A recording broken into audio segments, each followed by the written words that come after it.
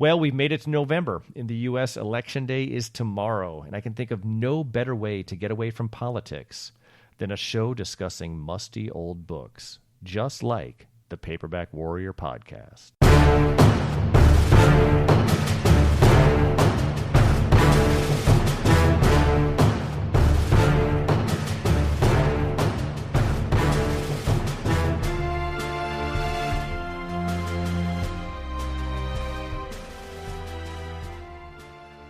Welcome to the Paperback Warrior podcast. My name's Eric. I'm here with my broadcast partner, Tom. Paperback Warrior is the internet's finest resource for reviews and discussions of vintage genre fiction from the 20th century and the crime, adventure, western, spy, and horror genres. Every day we review old paperbacks at paperbackwarrior.com. And on Mondays we do this very podcast, telling the stories behind these vintage books and their authors. Let me pass the mic to Tom to tell you about this week's episode. Thanks, Eric. Today's feature is going to focus upon an author named Don Smith, who is most famous for his Secret Mission series of 21 spy novels that ran from 1968 to 1978. The series isn't discussed that much, but it remains one of my favorite espionage series titles, and I'm going to explain why. For my review, I want to revisit the very first book in the Parker series of heist novels by Richard Stark, a pseudonym used by Donald Westlake. Eric, what's your review today? Today I'm going to be reviewing a 1977 paperback called Hunter's Blood by Jerry Cunningham, and I'm jacked up for it. All right, I'm looking forward to that one. Before we get into the feature, I want to showcase a few paperback acquisitions I've made. The first book I want to highlight I bought at our local mega used bookstore in Jacksonville, Florida. The store is called Chamblin's Book Mine, and we've talked about it a lot. The book I bought is called Passage by Night by an author I never heard of by the name of Hugh Marlowe. I feel that the Marlowe section of my library is getting crowded with authors using that last name. Anyway, Passage by Night is a 144-page, big font, 1964 novel with a fantastic cover on the Avon paperback edition I bought for $3.50. Now, the cover depicts a dude with a rifle holding the hand of a sexy babe with a big rack and a tight dress. They're in the tall grass behind barbed wire. I read a review of the book online, and the reviewer said, Harry Manning was a burnt-out case, sick of violence, wanting only to run his charter fishing boat off the Bahamas and enjoy the rum and the women that got him through the night. Then a terrorist bomb blew up the plane carrying the man who was Manning's best friend and the woman who made him feel something close to love. Now, Manning didn't want peace anymore. He didn't want escape. He wanted vengeance. And he sailed into the heart of terror, vowing to rip evil out by its bloody roots. Then I did some digging to figure out who the author Hugh Marlowe was, and do you know the punchline to this one, Eric? I know who that is, and we even did a podcast feature on them, but I'm going to fake it and say I have no idea. Well, I should start listening to our own show, especially the features that you do. Hugh Marlowe was one of the many hats worn by the author best known as Your Boy, Jack Higgins. Yes. Real name Harry Patterson, right? Yeah, that's right. Okay.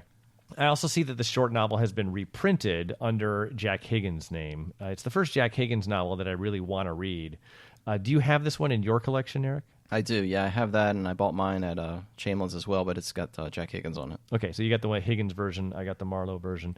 Again, the book's called Passage by Night by Hugh Marlowe. It's a 1964 Avon novel, and I'm going to read it, and so look for the review soon. Keeping with the theme of books published under a pseudonym that were reprinted under the author's more famous pseudonym, I also got a copy of this one. Let me hand this over to you. Do you have this? It is called Big Man by Ed McBain. Do you got that? I don't have this one, no. Okay. The copy I bought was the Signet 1977 printing. You know that generation of McBain reprints have really vivid cover paintings using a lot of blue. They did those for his 87th Precinct novels as well as several of his standalone books. Ed McBain, of course, is the pseudonym of Evan Hunter, whose birth name was Salvatore Lombino. This particular paperback was released in 1959, originally under the name of Richard Marston. So we have a Richard Marston pseudonym reprinted 18 years later under another Evan Hunter pseudonym, Ed McBain. This made good business sense because Ed McBain's series of police procedural novels, the 87th Precinct books, was a huge literary hit for decades upon decades. They sold better than anything Evan Hunter ever wrote under his own adopted name. Anyway, that book I just threw at you, The Big Man, looks great. The narrator is this low-level hoodlum doing penny ante thefts, independent of the local mob. Things go sideways, and he's ostensibly responsible for the death of 2 cops. This local mafia godfather, known as the Big Man, takes Frankie, the small-time hood, under his wing and protects him from the law. Over time, Frankie begins climbing within the Big Man's organization until the Big Man himself decides that Frankie's wife is a liability and gives Frankie the order to kill his own wife. Now, I've enjoyed the handful of standalone novels I've read by Ed McBain, so I'm sure that I'm going to like this one as well. The book's called Big Man, and it's been released by both the names Ed McBain and Richard Marston. And when I get around to reading it, look for my review on Paperback Warrior. I'm guesstimating I'll get to this one around the year 2027. The last book I bought, I'm going to show this to you. You ever seen this before? Let me throw that one at you. It's called Operation Super Miz. You ever seen this? How could I miss this? It's amazing, huh? It's a 1974 paperback by Andrew Offutt, O-F-F-U-T-T. Take a look at that cover and give the listener your immediate impressions of that book cover. Be candid. Well, yeah, she's popping out of her skirt. This blonde-haired woman is shooting a small handgun. What's interesting is there's a guy down in the corner that is bald, and he's holding a knife, and then there's the scene where she's apparently sticking her knee in the guy's back and bending him a way that the human body doesn't bend. I've got a book by this guy, Andrew Offutt. There's a lot going on there. Yeah. Andrew Offutt was a Kentucky science fiction author. He died in 2013. He wrote some series titles under the name of John Cleave, including the Spaceways series of adult science fiction adventures. You ever seen those? No. And lots of graphic sex. He also did the Crusaders series. It's a 5-book adventure series that takes place during the Crusades, with plenty of graphic sex in those as well. He also wrote 3 Conan the Barbarian books in 1978 through 1980. Is that how you know him? Yeah. Okay. So the tagline for this book, Operation Super Miz, is the super agent of the 1970s who makes Wonder Woman look like Nancy Drew. The book looks like it's splitting the difference between Modesty Blaze, which is an excellent series, and The Baroness, which is not.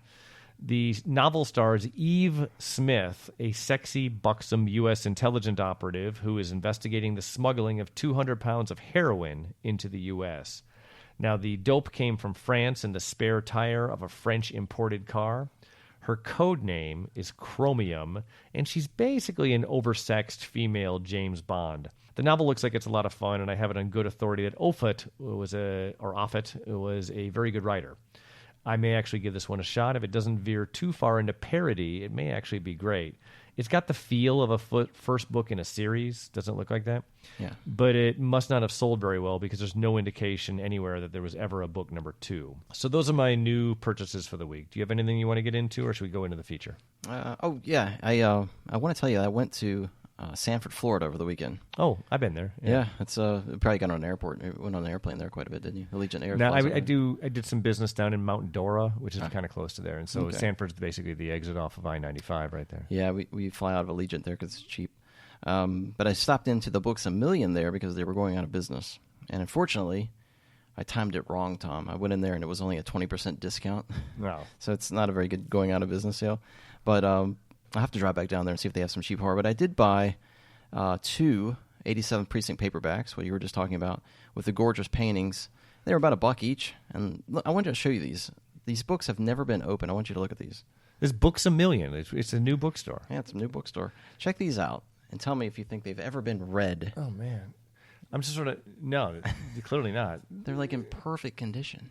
Wait, was this Books A Million? Yeah, Books A Million had that for $1 a book. You know, Books A Million owns 7th and Charles, 14th and Charles, whatever that. Oh, I didn't know that. Yeah, and so that's why I was thrown off because the stickers on the back are the same stickers that they use. No, these are brand new books being sold. I didn't know they sold used books there though. Yeah, they do. Yeah, that's why I wanted to go in there. Yeah, they do sell used books. I had no idea. King's Ransom is one of them, and Bread is the other. These are early, very thin.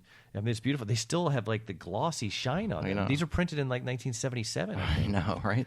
Well, yours wasn't too bad either. No, I mean, we lucked out as far as these Ed McBains. That's amazing. Did you go to the used bookstore in Sanford? There is one on the main drag. On that main drag in. You ever go to like historic downtown Sanford where it's like you walk around? It's like the cafe and then the antique store and all that. Maybe I have been in there. It's just east of 95 on the main Sanford exit there. Okay. Anyway, there's a used bookstore that's actually pretty good. I've been there a few times. I think I've kind of cleaned them out. I don't know that but it's been over a year since I've been there. Your sloppy thirds are everyone's treasure. Anything else, or should we do the feature? Go for it.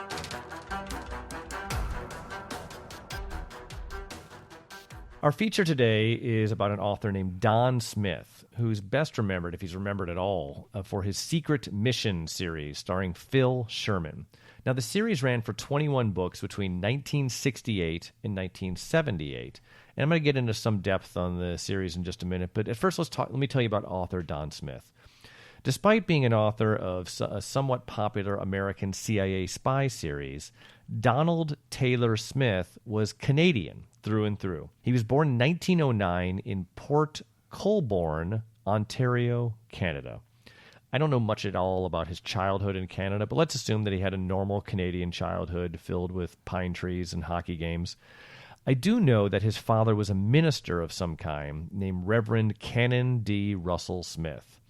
His adult career was that of a journalist. In 1934, when he was 25 years old, he became a foreign correspondent for the Toronto Star newspaper, and they assigned him to Beijing, China. It's clear that when he later became an author, he was able to draw upon his experience in living internationally when he started writing these spy books.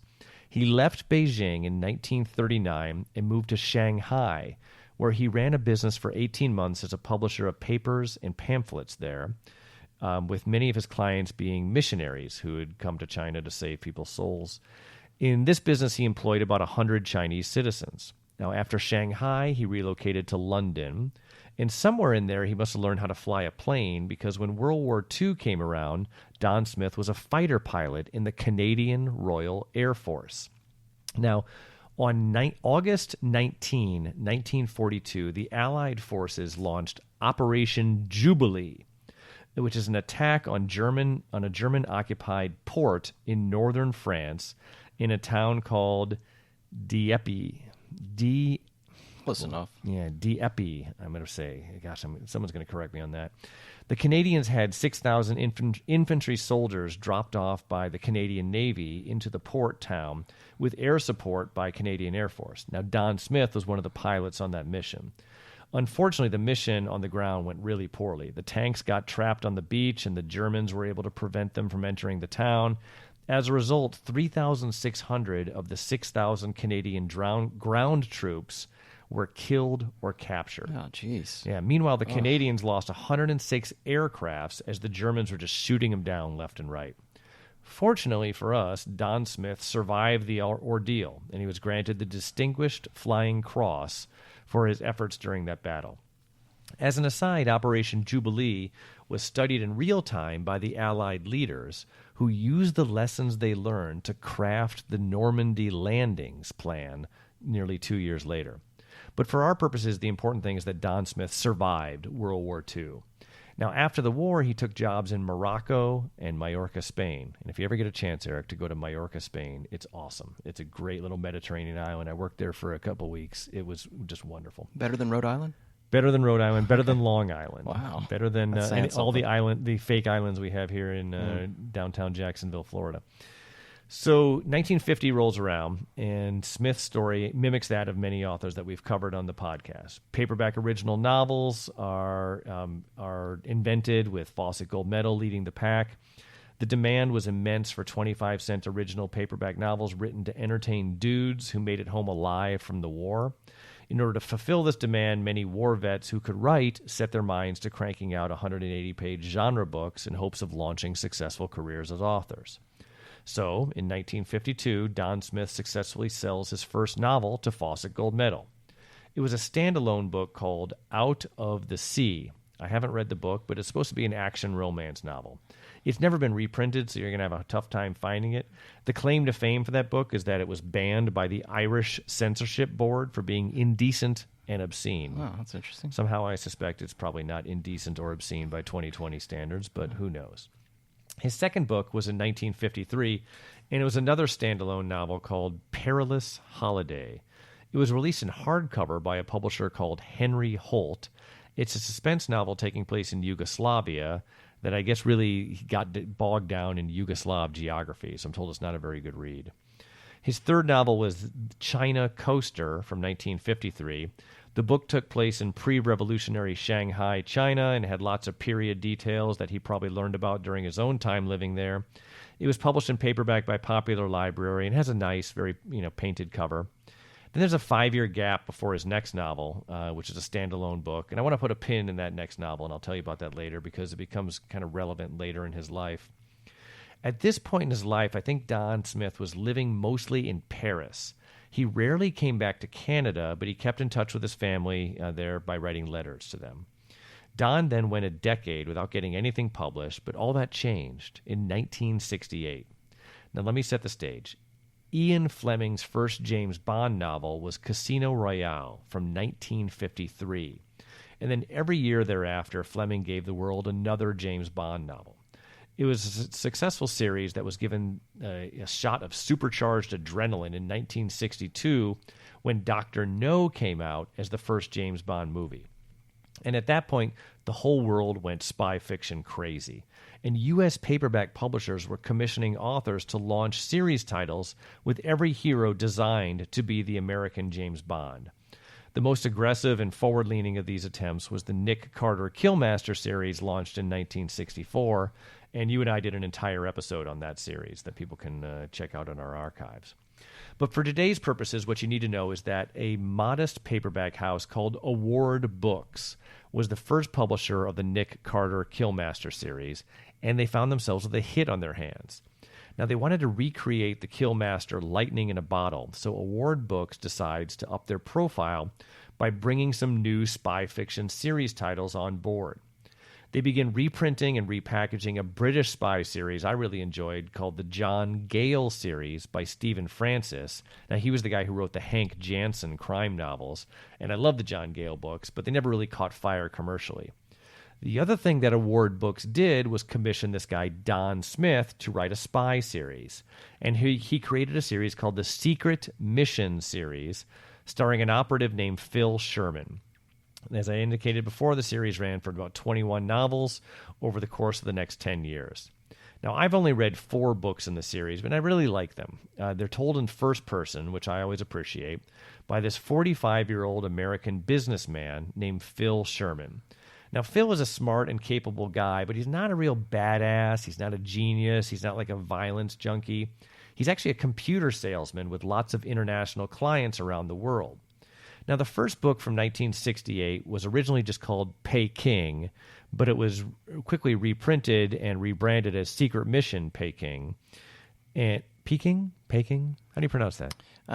You're better at that than me. I've never been to China. I always say Peking. Maybe it's Peking. All right, well, keep rolling. Listeners can let me know. Yeah. You can find it under the title Peking or Secret Mission Peking. In the book, U.S. government intelligence operative convinces Phil to sell a computer to Red China that the CIA knows is going to be installed in a Chinese atomic weapons testing facilities. What the Chinese don't know is that there's a bomb triggering mechanism hidden inside the computer. Now, keep in mind that in 1968, computers were the size of a large refrigerator. The idea is that once the computer is hooked up into the Chinese bomb testing facility, the Americans can use the hidden trigger to blow the whole facility up and set Chinese nuclear research back decades and keep China from getting nukes. That's the whole idea. So Phil agrees to help in this Peking novel, and his reluctance is a recurring theme in the books.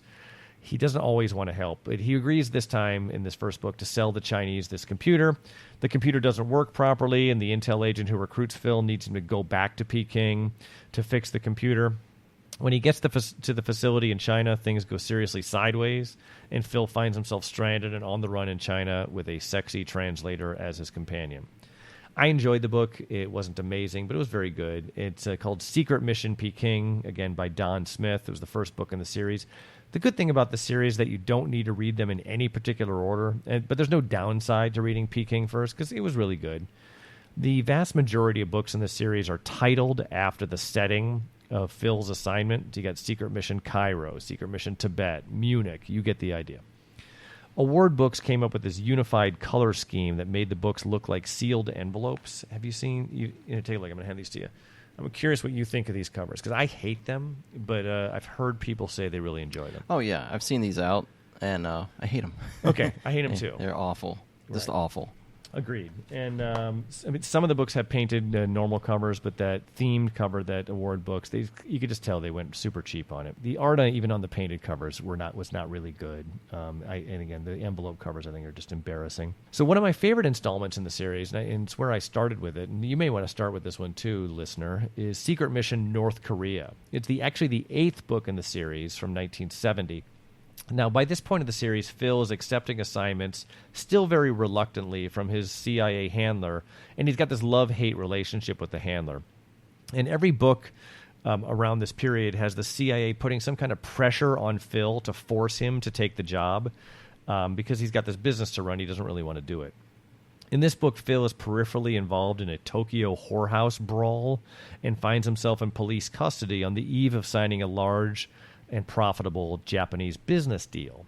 His CIA contact basically magically appears at the police interrogation room, offering Phil a way out of his predicament if he agrees to help with another mission for the CIA.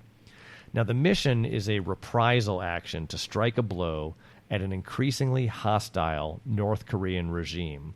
Now, I know our listeners can't imagine a world where North Korea is acting crazy and provocative, but you need to suspend your disbelief and bring yourself back 50 years for this novel. The plan is for Phil to captain a large ship near North Korea in hopes that it's going to be seized by North Korea's government.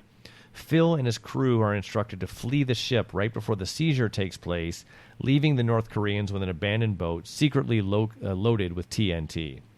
Now, when they bring the boat back into the North Korean port, it's going to explode, destroying the pier and anyone nearby. Now, Phil's crew consists of 7 ex-cons sprung from federal prison with the promise of a cash reward and a reduced sentence if they can make this work. Because Phil's in a tough spot himself, he accepts the gig. I don't want to spoil anything else, but this is a hell of a book. Again, it's called Secret Mission North Korea by Don Smith. The other books I read in the series were Haitian Vendetta and The Libyan Contract. They were both good, but nowhere near as good as North Korea and Peking. Again, you can read the series in any order, and I pick out which ones I want to read just based on my interest in the location where the secret mission takes place. If I'm interested in Istanbul or Spain, I can go there with Phil Sherman in what's sure to be an exciting adventure. One thing to understand about the series is that about midway through, Phil stops trying to operate his own computer business and signs on full-time as a CIA employee. For those books, you lose the fun aspect of the CIA trying to cajole Phil to do the job, but the smart and capable narration from Phil continues even when he's employed by the CIA. All right, so here's where we get to something weird. Let me get this book for you here. Let me hand this to you.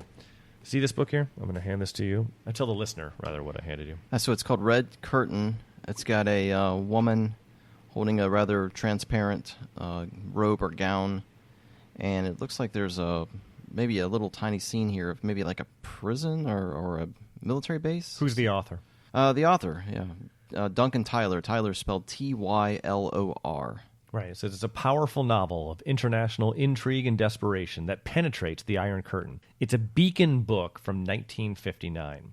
So this was a 1959 novel, Eric, written by Don Smith under the pseudonym of Duncan Tyler.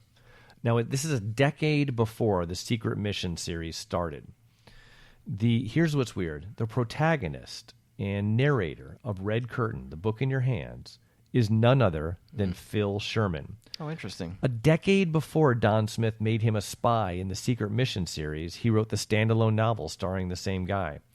Now, there's biographical details shared by both the Phil Sherman and Red Curtain that match up perfectly with the Phil Sherman in the Secret Mission series. It's the same character. The question is, should Red Curtain be considered the real book number 1 in the Secret Mission series? Yeah, but you know what? I would call it number 0, like they do in the comics. Yeah, yeah, it's number 0. I think that's the way to go. I mean, ultimately, it doesn't really matter. I should probably say that this was not a connection that I figured out myself. The link between Duncan Tyler in the Red Curtain book and the Secret Mission series was brought to my attention by the Spy Guys and Gals website. Where are you going to put this in your collection? Is it going to go? It sits with the Don Smith books. Okay, good. Yeah, all right. yeah. I'm even though it throws off my alphabetical order. I know. I have feng shui. I have them that way too. Okay. It's anyway. Spy Guys and Gals is an outstanding resource and for nearly every series in the spy fiction genre. I should also point out that Don Smith had another series starring Tim Parnell, an ex-CIA agent turned private eye. Let me hand these to you. Do you have any of these? Tim Parnell, again, he's an ex-CIA guy, turned private eye with his office inside the Amsterdam airport. You ever seen these? Yeah, I've got one of these because it says author of the Padrone on it, and it's written with the same font. It's one of these. Okay, got it. So the series only ran for 4 books between 1969 and 1973, all published by Fawcett Gold Medal. So Don Smith was writing and publishing this Tim Parnell series while the Secret Mission series was also in full swing. Now, the first Tim Parnell books, one of the ones I handed, is called The Man Who Played Thief from 1969. I've not read it, but the premise looks great. Scotland Yard catches the guys who did a $5 million diamond heist, but they never recovered the diamonds. So the insurance company hires Tim Parnell to break one of the thieves out of prison and force him to take Tim to the stashed diamonds. Everything about this book looks great. I intend to read it.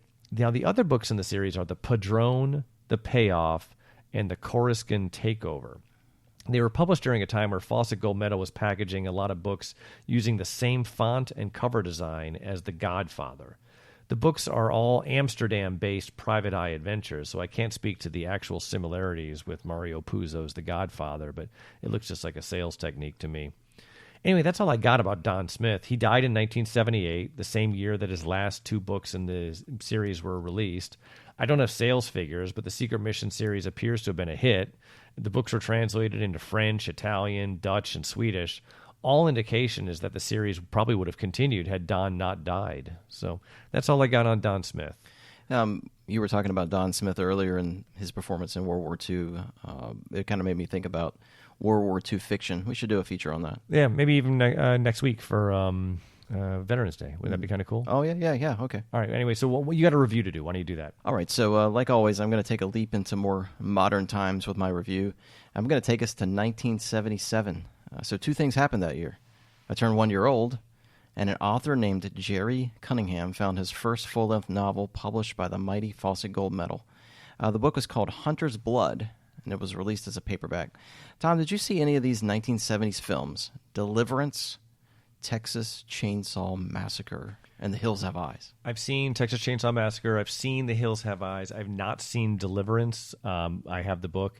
And I believe it or not, I took my family whitewater rafting on the same body of water that Deliverance is filmed at. Oh, interesting. Yeah, and they took the exact rapids there. They said, oh, this is where the rapids were filmed for Deliverance. Oh, cool. Yeah. Well, what would you feel was the common theme running through the 2 movies that you saw, Texas Chainsaw Massacre and Hills Have Eyes? Crazed hillbillies and a general fear of rural people.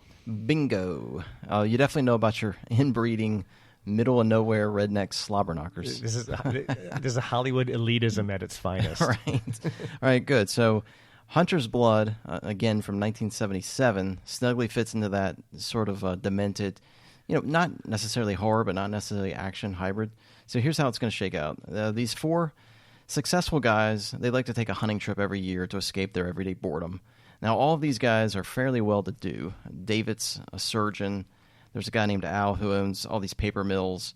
His brother Ralph's an attorney. And David's dad, Mason, he's in the foursome as well, but I don't remember what he did other than he was in the military. He's kind of the badass in of the 4.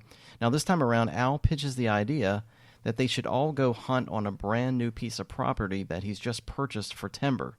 It's 400 dense acres in rural Arkansas. And here's the kicker. It's been closed to the public for years. So, occasional hikers and game wardens ride through, but The land's been posted with plenty of signs saying, don't come in here, no trespassing, it's owned. Now, before the forest becomes paper, Al wants to get in a long week of hunting and drinking and, horsing around. And unlike years before, Ralph invites this new guy to the group, this fellow attorney named Jimmy. So the group hit the road and they drive to just a few miles from the entrance to the forest. And they decide to stop in at this redneck beer joint before their upcoming week of, outdoor living. And of course, it's here that there's a bar fight. It ensues over women and some fat beer swilling locals. Anytime they have to interact with the rural people in a bar at the beginning of the trip, it's always going to end poorly. Yeah, it's always fist swinging. And these locals, they chase the hunters out of the parking lot, and they go into vehicles, and it's a chase, right? So the hunters, they race down the road and they drive into the forest with their Jeep, and they look back and see that the angry locals, they don't follow them any further. They stop and they turn around, they do a U-turn, and they go back to town. So it was that threw up a red flag for me. I'm like, why don't they go near this place? So the group do their thing and they camp overnight, and there's plenty of joking around that's expected from, guys away from their wives. The next day, Mason and David, they're tracking this white-tailed deer that they shoot and wound, and they stumble upon this sickening stack of like animal heads and like intestines and just like really gory stuff. And the deer's bloody trail leads to the premise of this paperback novel. So the hunters, they meet a pack of forest people that are tossing around these bones and animal parts, and they live in the forest, and they have a lot of violent tendencies. We're talking like gutting and skinning and hunting, and they're just absolutely insane, right? So Mason ends up fighting one of these, Neanderthals, and the fight then ensues into this wild chase as the men find themselves outnumbered and hunted by these strange redneck forest people. This book was an absolute blast. It's completely over the top. I mean, it's bonkers in parts, and the dialogue is really kind of immature, and it's campy in the book's beginning, but it's all worth it because I love the action scenes and the hunting aspects of the story. By the book's second half, I was really just glued to the pages, and I just couldn't put the book down. Now, the movie adaptation came out in 1986, and from what I can remember, it was really bad. It stars John Travolta's older brother, Joey. I had no idea. Yeah, he's an actor. So that alone should be enough to deter viewers. But it also had a young actor named Billy Bob Thornton playing a character named Billy Bob? Yes. Typecast. Right, so... really, that's interesting, because I thought Sling Blade was his first movie, but I guess he did something before that. Yeah, I think he was one of the crazy rednecks. Okay. But, regardless of the movie's failures, the book is really good. I highly recommend it.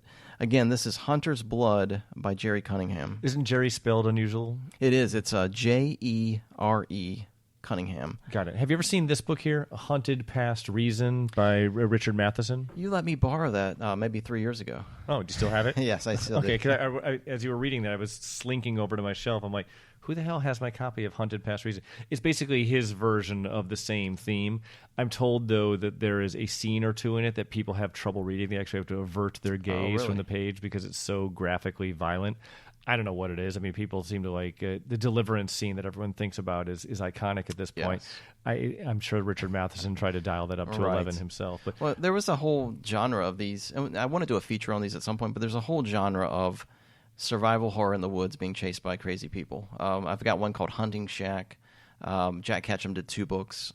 There were 2 books in a series, I guess, and then that one you just mentioned. There's a whole bunch of them. Good. But anyway. Well, I'm up for that series. My review today is the very first book in the Parker series by Donald Westlake, writing as Richard Stark. The book was originally called The Hunter, but it was also retitled Point Blank, coinciding with the movie adaptation. Now, The Hunter was first released in 1962, and it launched the 24-book series over the next 46 years, with several movie adaptations along the way. As the novel opens, Parker is pissed. He was left for dead in a post-heist double-cross, orchestrated by his own wife and the novel's primary adversary, a loathsome weasel by the name of Mal Resnick. The heist itself is more of a footnote to the plot, and The Hunter's really a story of betrayal, vengeance, and settling accounts. Even in this earlier iteration of Parker, the very first one, he's a fully formed, stoic violence machine. He's a little bit like the Terminator in the famous science fiction series, always moving forward toward the target. The physical descriptions of Parker is that he's a big man with giant hands who doesn't need a gun to kill. And it's just a vivid and intimidating picture that's painted by Westlake when he wrote this. Resnick, the bad guy, is a fantastic villain. He just inspires revulsion in the reader. And Westlake fills us in on his backstory as well. The short version is that he betrayed Parker to steal Parker's wife and $80,000 in heist proceeds to repay a debt to the Mafia, which is famously known as the Outfit in the Richard Stark universe. As an organization, the Outfit is like the third leg of a stool, making The Hunter stand tall as one of the best crime fiction novels ever. Now, syndicate bosses set up shop in a hotel, serving as a high-rise safe house for the mobsters to plan and scheme without fear of violence for the law. I often wonder if this innovative idea was borrowed decades later in the John Wick franchise of action films, where they have a hotel that serves as a safe house for the bad guys there. Right.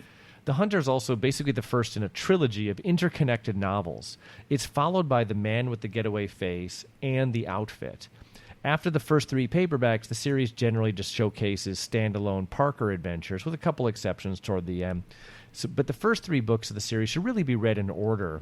This shouldn't be a hardship. They're all masterpieces, just excellent books. But definitely people should start with The Hunter. Don't sleep on this book. It's really great. If you read this book decades ago like I did, do yourself a favor, pick it up again. It's just a reminder on how good crime fiction can be. Again, it's called The Hunter by Richard Stark, and it gets my highest recommendation. Eric, I think that's about it for the week. Why don't you wrap us up? And with that, we're going to conclude the 68th episode of the Paperback Warrior podcast. Join us on Facebook and Twitter to join the conversation and let us know what you think of the show. Check out our daily book reviews at paperbackwarrior.com with archives going back for several years. You can donate to the show via PayPal to keep us ad-free. There's a link on the desktop version of our homepage. And on behalf of Tom, this is Eric signing off. We're going to see you next Monday. Bye, everybody.